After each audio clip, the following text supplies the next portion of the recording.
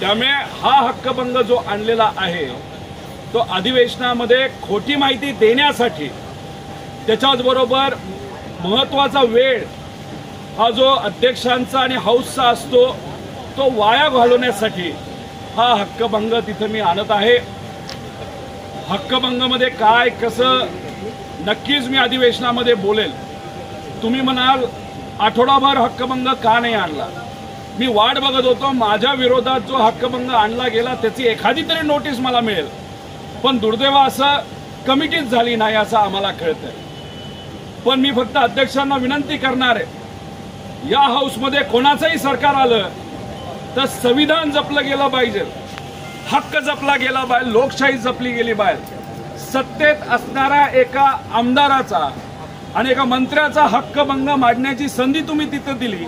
आता मी तर विरोधातला आहे, त्यामुळे हे हाऊस सगळ्यांचं हाऊस असल्यामुळे मला विनंती या अध्यक्ष महोदयांना करायची आहे आणि मला विश्वास आहे ते मान्य करतील। मला सुद्धा अधिवेशनामध्ये या हक्कभंगावर आज उद्या परवा कधीतरी त्या ठिकाणी बोलायचे, त्यामुळे मला बोलण्याची संधी ही दिली गेली पाहिजे, ज्या माध्यमातून एका महिलेला न्याय देण्याचा प्रामाणिकपणे प्रयत्न मी तिथं करेल।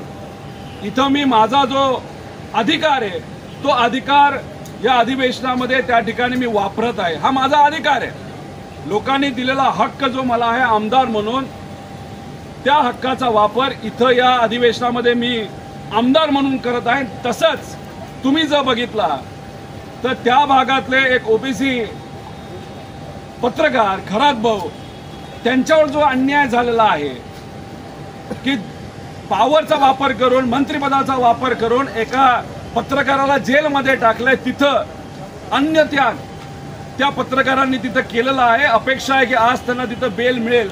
ते तिथं त्यांच्या पद्धतीने लढत आहेत आणि आम्ही आमच्या पद्धतीने इथं लढत आहोत। बघूया अध्यक्ष महोदय या बाबतीत काय करतात। याच्यामध्ये बरेच पुरावे आणि सगळं दिलंय, म्हणजे कोर्टाचं या ठिकाणी राज्यपालांना पत्र जे दिलं गेलं त्याची माहिती आहे, त्याच्याबरोबर कोर्टाचे बरेच काही मुद्दे ते तुम्ही सगळ्यांनी वाचले तर तुम्ही वेडे व्हाल अशी परिस्थिती खरं तर त्या केसमध्ये आहे। पण ठीक आहे, अधिवेशनामध्ये नक्कीच मी या बाबतीत बोलेन। पण सर